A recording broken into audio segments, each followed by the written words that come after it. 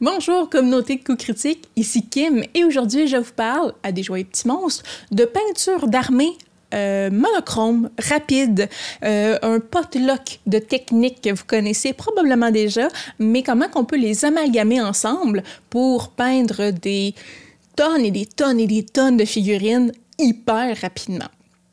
Dans les dernières vidéos, je vous ai parlé des jeux de société auxquels on pouvait emprunter des figurines pour remplir nos tables de jeux de rôle, mais c'est toujours plus plaisant quand on peut les peindre, ces figurines-là. En fait, quand elles ont de la couleur, qu'elles mettent de la vie sur la table, qu'elles ne soient pas simplement grises, couleur résine, la couleur dont elles viennent dans la boîte.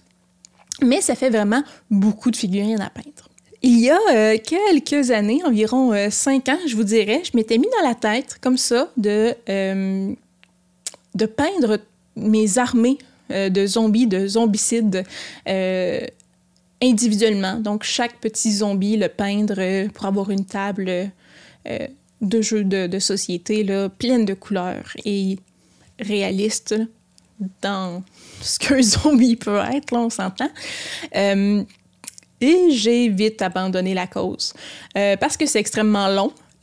Parce qu'aussi, ça allait un peu à l'encontre de l'intérêt ou de la nécessité ou du besoin, en fait, que j'avais avec ces armées-là. Dans Zombicide, comme dans plein d'autres jeux, on a souvent des figurines qui vont... ou des types de figurines différentes qui vont avoir des points de vie différents, qui vont avoir des vitesses de déplacement différentes, qui vont avoir une force d'attaque différente.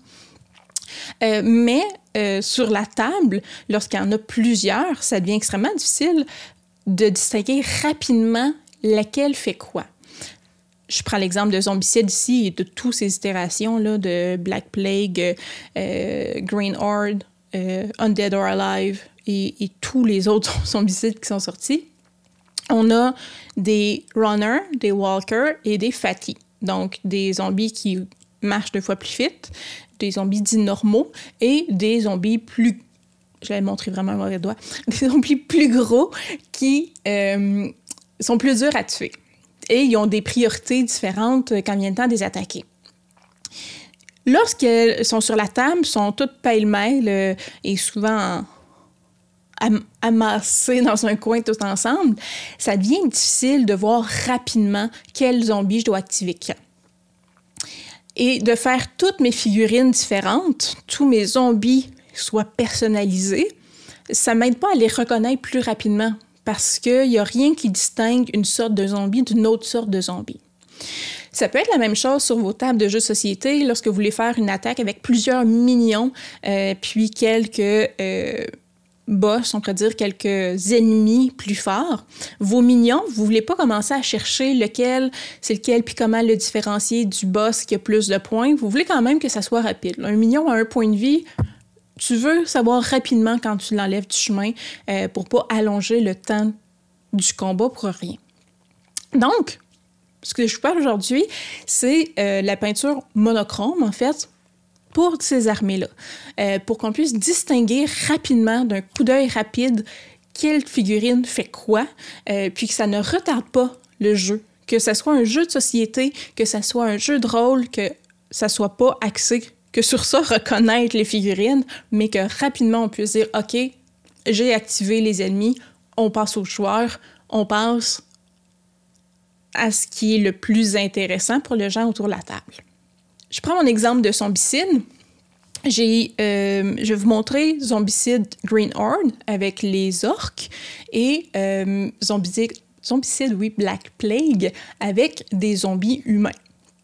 Donc, 2 mélanges de techniques différentes pour vous montrer 2 résultats quand même différents, mais aussi avec, des fois, si vous avez un aérographe, si vous n'en avez pas, donc avec des types de peinture que vous pouvez avoir sous la main ou des outils différents que vous pouvez avoir sous la main. Premièrement, pour Green Horde, donc les orques, j'ai mis un après blanc sur toutes mes figurines, premièrement, et ensuite une couche de base verte, la même pour tous. Pourquoi un après blanc? parce que, comme j'ai dit la semaine dernière, l'après-noir fait que la couleur de base que je mets va être plus sombre, ce qui est pratique pour les ombres. Mais ici, je voulais quand même que mes couleurs rapidement soient vives. Je voulais pas me battre contre cette noirceur-là ou ce ton foncé-là. Je voulais quand même que mes figurines pop. Donc, un après-blanc, ce qui va faire que mes couleurs que je mets vont ressortir plus claires un peu. Donc, une couleur verte que je mets à l'aréographe partout en fine couche sur toutes mes figurines. Une seule couche, quand même assez mince, ce qui fait que le vert que j'ai choisi, qui est un vert moyen à sombre, va sortir un peu plus clair à cause de l'après-blanc. Ensuite, je repasse une fois, on pourrait dire par en dessous, là, donc un angle qui vient tout dessous de la figurine. Une deuxième fois, donc je repasse juste avec cet angle-là partout, ce qui fait que cette deuxième couche-là va faire que le dessous de ma figurine, tous les angles qui ne sont pas face au soleil, vont être plus verts, va avoir la couleur que j'ai choisie, qui est une couleur plus sombre. Donc, ça va créer déjà un peu ce phénomène lumière-ombre-là sur mes figurines. Donc, toutes les figurines, là, une après l'autre, pareil, même couleur de base, une couche partout, une deuxième couche juste par en dessous des figurines. La prochaine étape, assez simple aussi, vous prenez une couleur très proche du blanc ou carrément blanc, que vous diluez quand même beaucoup pour qu'elle soit translucide et vous passez une fois de manière zénitale, donc sur le dessus de vos figurines, pour créer encore plus cet effet distinctif de lumière. Donc, dans le bas, on a un vert très saturé. Dans le milieu, on va avoir un vert plus clair. Et sur le dessus, on va avoir une couleur blanchie, ou du moins beaucoup plus claire. Ici, je vais revenir tantôt avec l'armée d'humains, c'est le moment où on peut s'amuser un peu. Là. Il y a plusieurs options aussi qui s'offrent à nous. Donc, c'est une histoire dont vous êtes le héros. Prenez l'embranchement que vous voulez. Vous pouvez prendre la peinture contraste, si vous voulez, et prendre une couleur différente pour chacun des types d'ennemis. Ensuite, vous pouvez prendre un shade, donc faire que des ombrages. Et la dernière option, c'est de faire encore là des ombrages, donc un wash, mais avec de la peinture à l'huile. Je fais un aparté ici, c'est pas ce que j'ai utilisé pour mon armée de zombies, mais je vous montre comment l'utiliser, cette technique-là, parce qu'elle peut être quand même très pratique. Donc, la peinture à l'huile, vous le savez peut-être déjà, sinon je vous l'apprends, ça n'aime pas particulièrement la peinture à l'eau et vice-versa. Donc, si vous choisissez l'après à l'huile, qui a beaucoup d'avantages, je vous suggère de faire une petite couche de vernis sur vos figurines avant d'appliquer votre wash, là, vos ombrages. Une fois ça fait, vous prenez votre peinture, vous mélangez avec du médium pour détail délicat, du liquin. Donc, je ne sais pas exactement comment le prononcer. Mais donc, du liquin, ça se vend dans les boutiques d'artisanat, là. Ça fait que ça accélère le temps de séchage, ce qui est fort pratique avec la peinture à l'huile parce que ça ne sèche pas vite. C'est le désavantage, on pourrait dire, ou l'avantage selon quand on peint des figurines. Et surtout avec un white spirit. Donc, ça va permettre de diluer votre peinture. Ça ne se dilue pas à l'eau, la peinture à l'huile. Donc, une portion de white spirit, une portion de liquin, et vous mélangez jusqu'à temps que vous obtenez une peinture qui est translucide. Si vous le passez sur le côté là, de votre récipient en plastique, la couleur va quand même cacher encore, là, mais vous voyez que ça glisse. Vous voyez qu'elle ne reste pas là. Elle glisse vraiment sur les parois de votre récipient. Donc, une fois ça fait, vous l'appliquez partout. Pas seulement dans les ombres, là, mais partout, c'est votre figurine. Concentrez-vous quand même dans les recoins. La peinture à l'huile, ça arrive même que si vous la déposez une goutte dans un sillon, elle va se promener elle-même partout dans le sillon sans dépasser, ce qui est magique. Mais donc, vous la mettez partout là, sur les coins, les recoins de votre figurine et vous laissez sécher, je vous dirais, vous faites ça sur toutes vos figurines, et vous laissez sécher environ une demi-heure 20 minutes, une demi-heure. Et par la suite, vous prenez un coton-tige, une éponge à maquillage, un applicateur à maquillage là, avec un bout en éponge et vous passez sur votre figurine, vous enlevez le surplus partout. Et l'avantage donc d'un après à l'huile, pas un après à l'huile, pardon, un wash à l'huile comme ça, c'est que vous pouvez enlever partout sur les surfaces saillantes le wash et donc laisser seulement dans les zones que vous voulez les ombrages que vous avez fait de couleur si vous voulez, que vous pouvez faire en noir ou en couleur sombre, là, tel que vous le désirez. Mais donc, vous avez une panoplie, là, vous avez toutes les couleurs de peinture à l'huile du monde, vous pouvez faire les mélanges que vous voulez pour vos washes et vous pouvez surtout enlever ce que vous voulez par la suite. Versus un wash de Citadel ou Army Painter, on ne peut pas passer par la suite puis essayer de l'enlever. Là, ça a tendance à ombrer toute la figurine. Et on ne peut pas revenir et remettre nos zones claires immédiatement. Donc, c'était pour le wash à l'huile.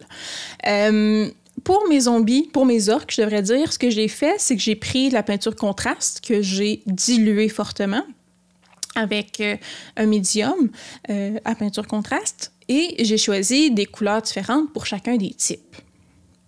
Par la suite, pour essayer de casser un peu le look monochrome, même si c'est le but de la peinture, là, vous n'êtes pas obligé de faire ça si vous voulez. J'ai pris un shade et j'ai juste peint les bouts d'habillement des différents orques exactement toute la même couleur. Donc, j'ai tout pris une couleur sépia et par-dessus l'habillement de tous les orques, la même couleur sépia. Seulement la peinture contraste est de différentes couleurs selon les zombies. Et finalement, à la fin, avec un peu de blanc dilué encore une fois, j'ai fait des petits highlights sur mes orques. Donc, un après-midi, vous avez une armée complète de fêtes. Pour les zombies humains de Black Plague, une voie un peu différente. Donc, si vous n'avez pas d'aréographe, même chose, vous mettez un après blanc sur toutes vos figurines. Cette fois-ci, bon, je l'ai fait ma couche de base, là, j'ai triché, je l'ai faite à l'aréographe, mais vous pouvez facilement le faire au pinceau. Vous mettez votre couche de base, vous la choisissez un peu plus foncée parce que, bon, vous allez passer juste une fois, là, mais il n'y aura pas la deuxième étape de repasser une couche juste en dessous. Donc, une couche uniforme de la couleur de base sur toutes les figurines. Ici, j'ai décidé de différencier mes figurines dès le départ avec 3 couleurs différentes. Donc, les runners, je suis allée vers un mauve, les walkers, je suis allée vers un vert et les Fatty, j'ai été vers un gris-brun un peu. Donc, une couche de base. Et par la suite, on bâtit, on pourrait dire, là, des couches de dry brush. Donc, ça aussi, j'en ai parlé la semaine dernière, le dry brush, on fait attention de bien humidifier notre pinceau sans qu'il soit tremble. On fait attention à la pression qu'on fait. Et aussi, on fait attention à la différence de couleur qu'on met entre les différentes couches. Donc, si vous allez au pinceau seulement, je vous recommande quand même d'y aller avec quelques couleurs différentes de dry brush. Donc, pour vraiment bâtir comme ça, on y va avec un peu plus de pression avec les premières couleurs plus sombres. Et plus on va clair, plus on va y aller légèrement pour aller juste sur vraiment les petites pointes de la figurine. Donc, on bâtit comme ça et à la fin, vous revenez au même embranchement dont vous êtes le héros. Vous pouvez choisir de passer par-dessus au complet avec une peinture contraste. Vous pouvez décider de prendre un shade ou un wash, là, donc d'une compagnie de peinture de figurines ou le faire à l'huile. Vous pouvez aussi, comme je dis, faire un ancrage si vous voulez, mais faire attention à bien diluer. Ici, j'ai décidé d'y aller avec le même shade pour toutes les figurines, pour les ramener un peu, ramener leur différence. Et j'y suis allée aussi seulement sur la peau. Donc, je ne suis pas allée partout, je suis seulement sur la peau des différents zombies. J'ai pris justement un shade pour la couleur peau et là, j'ai unifié un peu mes zombies. C'est tout. J'aurais pu, si j'avais voulu refaire des highlights, ce que j'ai pas fait, j'aurais pu faire un premier shade sur l'habillement, sur toutes les figurines, un deuxième sur la peau, ce que j'ai pas fait. Dans le fait, vous faites la quantité d'étapes que vous voulez. Vous arrêtez quand vous êtes tanné. Moi, j'étais satisfaite avec ces étapes-là. À la fin de tout ça, quand vous êtes satisfait de vos armées, parce que c'est pas les figurines qu'on va particulièrement exposer dans une bibliothèque. Ils vont probablement retourner dans leur boîte. Moi, ils sont dans des sacs dans la boîte. Là. Ils n'ont même plus leur petit support de rangement. Donc, une bonne couche de vernis. Je prends toujours du vernis mat pour ma part, à moins que je fasse des trucs spéciaux, comme de faire des yeux qui sont plus réalistes ou j'essaie de faire du métallique. Je vais toujours prendre du vernis mat. Donc, couche de vernis mat partout. Et on se ramasse avec des armées qui sont facilement reconnaissables, qui sont quand même esthétiques, surtout si vous choisissez une palette de couleurs qui s'harmonisent bien ensemble. Ça va faire quand même une belle table. Vous allez reconnaître très rapidement un type de zombie ou un type d'ennemi par rapport à l'autre type d'ennemi. Mais vous allez avoir aussi le plaisir d'avoir des figurines de couleurs sur votre table. Et quand on arrive et on met nos héros qu'on a pris plus de temps à peindre, sur lesquels on s'est appliqué, c'est encore plus satisfaisant parce qu'ils ressortent de la masse et ils sont encore plus mis en vedette. Donc, une pierre deux coups, on est encore plus content. Donc, si je révise et je récapitule, couche de base sur nos figurines peut être la même couleur sur toutes les figurines ou les grands types ont une couche de base différente, mais vraiment la même couleur sur l'entièreté de la figurine. On ne fait pas de découpage ici. Si vous y allez à l'aérographe, une seule couche seulement, une deuxième couche en dessous pour créer une zone d'ombre. Si on est au pinceau, on fait une couche de base à la grandeur. On repasse pas de deuxième fois. On s'arrange que ça soit uniforme partout, mais on ne va pas dans la finesse, on n'essaie pas de faire de zone d'ombre.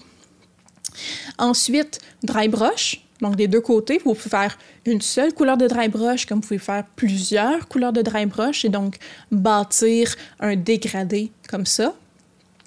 Ensuite, vous pouvez distinguer vos figurines si ce n'est pas déjà fait avec la couleur de base, avec des couleurs de contraste, des couleurs de shade différentes ou de shade à l'huile aussi, ou même avec de l'encre. Ici encore, je vous suggère de faire le moins de découpage possible.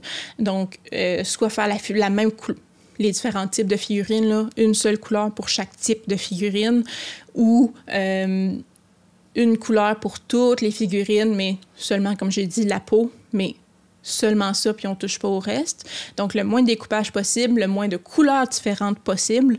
On veut vraiment que ça soit rapide, que nos figurines n'aient pas particulièrement d'éléments distinctifs les unes des autres dans une même catégorie.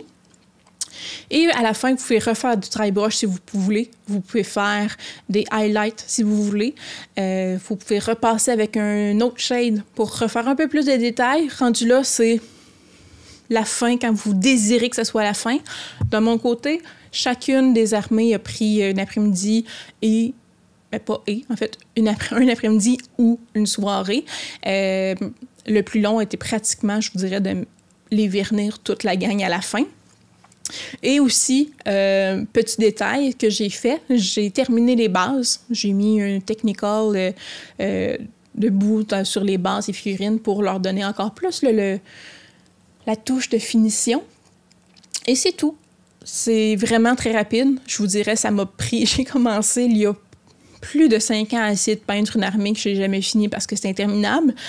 En 2 jours, moins de 24 heures quand on combine toutes les heures ensemble, là, moins de 12 heures quand on combine toutes les heures ensemble, j'ai 2 armées complètes de faites. Et je suis très satisfaite du résultat et j'ai beaucoup de plaisir à aller voir sur ma table de jeu. Donc, technique comme ça que vous pouvez prendre, je vous encourage à essayer comme ça, juste mettre de la couleur sur vos figurines, oser le monochrome. C'est pas, de toute façon, c'est pas les plus gros ennemis habituellement qu'on fait comme ça, c'est pas vos héros, c'est ces ennemis-là qui sont en masse. Donc, osez faire ça. Vous n'avez pas besoin de faire de la compétition pour chacune de vos figurines. Et voilà. J'espère que vous allez prendre vos pinceaux et mettre un peu de couleur partout. Si vous avez aimé la vidéo, petit pouce en l'air, toujours. Ça nous encourage tout le temps. Si vous avez des questions, n'hésitez pas à les écrire en commentaire. Ça me fait toujours un très grand plaisir de répondre à vos questions. Sinon, mais on se revoit la semaine prochaine avec une autre vidéo où je parle de jeux de société. Cette fois-ci, je vais parler de jeux à tendance Lovecraftienne et sci-fi. Donc, on a 2 thématiques qu'on aborde la semaine prochaine. Donc, je nomme d'autres jeux de société qui pourront vous plaire avec leur quantité de miniatures. Et là-dessus, je vous dis à la semaine prochaine. Bye!